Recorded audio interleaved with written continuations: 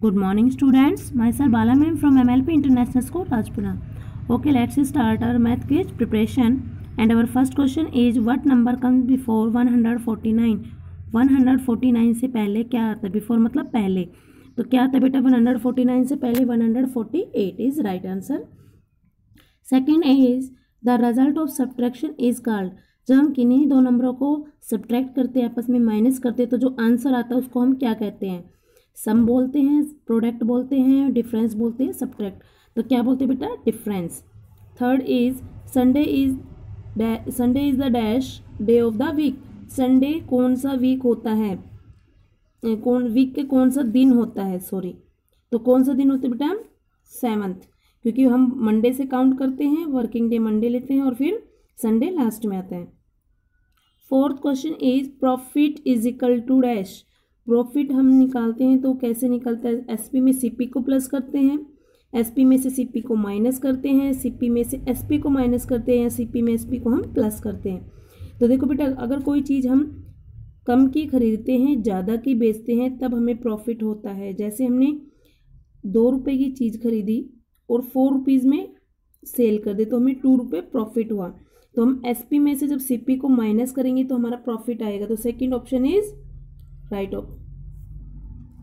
Fifth is, 103 return in Roman numeral system as. 103 को हम Roman number system में कैसे लिखते हैं? तो बेटा ये 100 को हम क्या बोलते हैं? 103. 100 का होता है सी और 3 के लिए 3i. So third option is right. Six question is, find the average of 5, 10, 15, 20, 25. हमें एवरेज निकालना है. एवरेज के लिए फॉर्मूला होता है सम ऑफ द गिवन नंबर. हम 5, 10, 15, 20, 25 इन सबको ऐड करेंगे. हम इनको ऐड करेंगे तो हमारा 75 आएगा और फिर हम नंबर काउंट करेंगे 1, 2, 3, 4 एंड 5 और फिर हम 75 को 5 से डिवाइड करेंगे तो हमारा आंसर आएगा 15. So second option is right. Seventh is, 2 hour is equal to dash minute. 2 hour में कितनी मिनट होती है बेटा? हमें पता है 1 आवर में कितनी होती है? 60. तो हम 2 को 60 से मल्टीप्लाई करेंगे तो 120 is right answer. So third option is right. Question number 8 is, how many sides in cone. Cone में कितनी साइड होती है? कोन में बेटा एक ही होती है, बर्थडे कैप की जैसे होती है, इसमें एक ही स्लैंटिंग लाइन होती है. तो 1 is right answer. Question number 9 is, football is an example of. Football जो है वो किसका एग्जाम्पल है? सर्कल का है, स्पेयर का, क्यूब का है, नन ऑफ दिस. तो फुटबॉल किसका बेटा? स्पेयर का. तो second option is right. 10, what is next in. इसमें नेक्स्ट नंबर क्या होगा? तो क्या होगा बेटा? 13. Okay, thank you. Good morning students, I am Priya ma'am, Hindi teacher from Rajpura school.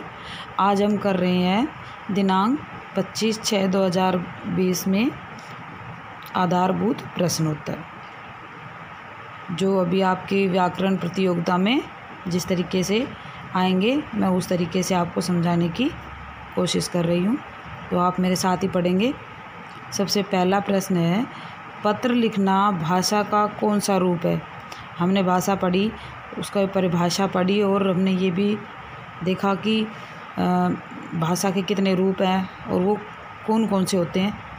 तो हमने बताना है कि पत्र लिखना भाषा का कौन सा रूप होता है. इसमें 3 सही विकल्प दे रखे हैं, आपको एक सही विकल्प बताना है. तो पहला विकल्प है मौखिक, दूसरा है सांकेतिक, तीसरा है लिखित. तो पत्र लिखना भाषा का कौन सा रूप हो सकता है, उस पर आपने टिक लगाना है. तो कौन सा है सही रूप? लिखित. पत्र लिखना भाषा का कौन सा रूप होता है? लिखित. अगला है, वर्णों के कितने भेद हैं? वर्ण जब हमने पढ़े हैं उसके भेद हमने पढ़े हैं. तो आप बताइए वर्णों के कितने भेद हैं? ऑप्शन में है 2, 3, 4. तो इसका सही विकल्प क्या होगा? 2. वर्णों के 2 भेद होते हैं, स्वर और व्यंजन. अगला है, लिखने के ढंग को डैश कहते हैं. अब यहाँ पे क्या आएगा? ये किसकी परिभाषा है? तो इसमें हमने विकल्प में हम पढ़ेंगे भाषा, वर्ण और लिपि. अब आप देखिए इन तीनों में ये जो परिभाषा है ये किसकी है? लिपि की। तो इसमें हम सही का निशान किस पे लगाएंगे? लिपि पे। लिखने के ढंग को क्या कहते हैं? लिपि कहते हैं। लिपि की परिभाषा, लिखने के ढंग को लिपि कहते हैं। अगला है, वर्णों का सार्थक समूह डैश कहलाता है। वर्णों का सार्थक समूह क्या कहलाता है? ये इसमें परिभाषा दी हुई है कि किसकी परिभाषा है। हम सही विकल्प में इसमें देखेंगे। पहला विकल्प है शब्द, दूसरा है भाषा और तीसरा है लिपि। तो ये किसकी परिभाषा है? तो इसमें हम सही विकल्प किसको बताएंगे? सही का निशान किस पे लगाएंगे? शब्द पे। ये जो परिभाषा है ये किसकी है? शब्द की परिभाषा है। अगर आपसे कोई पूछे कि शब्द की परिभाषा बताओ तो क्या होगा? वर्णों का सार्थक समूह। सार्थक यानी जिसका कोई अर्थ निकलता हो। जहाँ किसी भी दो या दो से अधिक वर्णों का समूह जिसका कोई अर्थ निकले वो होता है शब्द। तो जिसका कोई अर्थ निकलता है उसे हम कहते हैं सार्थक। अगला है, स्वरों के चिन्ह डैश कहलाते हैं। स्वरों के चिन्ह जो होते हैं, स्वर हमारे 11 होते हैं, आपको पता है ए आ ई ये सारे क्या हैं? स्वर हैं। और जो इनके चिन्ह होते हैं उनको हम क्या कहते हैं? विकल्प में है भाषा, मात्रा और वर्णमाला। तीनों में स्वरों के चिन्ह क्या होंगे? मात्रा। स्वरों के चिन्ह क्या कहलाएंगे? मात्रा। तो इसमें हम सही विकल्प क्या लगाएंगे? मात्रा। आपने इसी तरीके से प्रश्न पत्र को सोल्व करना है। 4 विकल्प में या 3 विकल्प में से एक विकल्प को चूज करना है। अब हम दोबारा से रिवीजन करेंगे। पहला है, पत्र लिखना भाषा का कौन सा रूप है? तो इसमें मौखिक, सांकेतिक, लिखित 3 विकल्प दे रखे हैं और हमने सही किसको बताया है? लिखित को। लिखित जो है वो पत्र लिखना, ये भाषा का रूप है लिखित। वर्णों के कितने भेद हैं? तो वर्णों के भेद हमने सही विकल्प किसको बताया? 2 जो है वो सही है। वर्णों के 2 भेद होते हैं, स्वर और व्यंजन। अगला प्रश्न है, लिखने के ढंग को कहते हैं, क्या कहते हैं? लिपि। लिखने के ढंग को लिपि कहते हैं। उससे अगला है, वर्णों का सार्थक समूह कहलाता है। सार्थक यानी जिसका कोई अर्थ निकले, और जिसका कोई अर्थ ना निकले वो क्या होता है?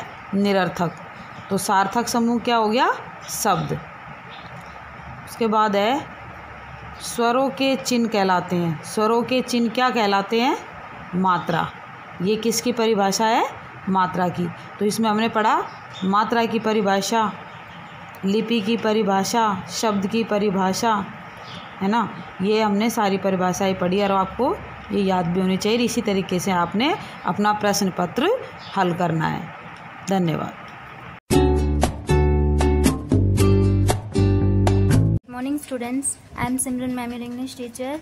In previous class we have done our practice set of MCQs questions. Now in this class we will start our next MCQs type questions for quiz competition. So let's we start. Question number first, words having opposite meaning are called blank of one another. Opposite meaning होता है words का, वो क्या होता है? हमारा antonym होता है। आंसर क्या होगा हमारा? Antonym. Question number second, right antonym of big. Big का एंटोनियम क्या होगा? स्मॉल।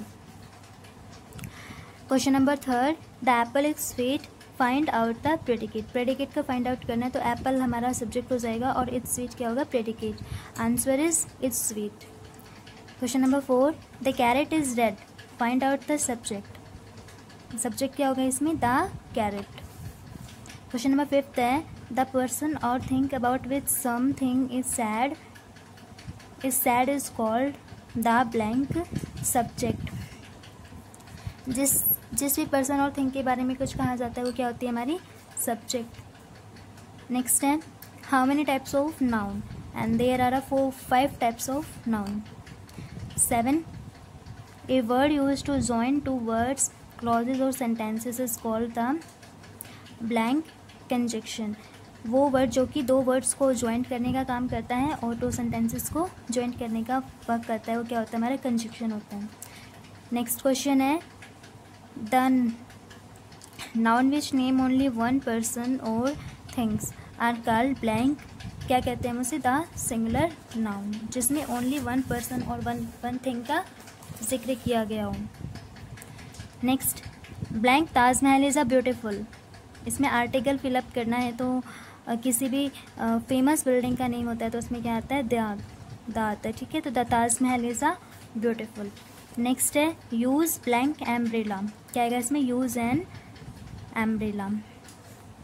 जो भी हमारे वॉवल्स होते हैं, वॉवल्स में क्या होता है? एन आर्टिकल का यूज़ होता है। क्वेश्चन नंबर 11 है he eats an apple, find out the verb, इसमें वर्ब क्या होगी हमारी? ईट्स होगी। ईट्स हमारा प्रेजेंट इंडेफिनिट टेंस है। नेक्स्ट क्वेश्चन है the teacher is teaching the lesson, find the verb, इसमें वर्ब फाइंड आउट करनी है तो इसमें क्या होगी हमारी? Is teaching. This is a present continuous tense. Next question, when the verb shows present time it is a said to be in the, जो हमारा प्रेजेंट टाइम को डिनोट करती है जो वर्ब क्या होती है हमारी? प्रेजेंट टेंस होती है। नेक्स्ट क्वेश्चन है when the verb shows past time it is a said to be in the, जो हमारा पास्ट टाइम को जो वर्ब हमारी शो करती है वो क्या होती है हमारी? पास्ट टेंस होता है। नेक्स्ट एंड लास्ट क्वेश्चन है when the verb shows future time it's said to be in the, जो फ्यूचर टाइम को डिनोट करता है, फ्यूचर टाइम को शो करता है, वो हमारा कौन सा टेंस होता है? Future tense. Clear and thank you.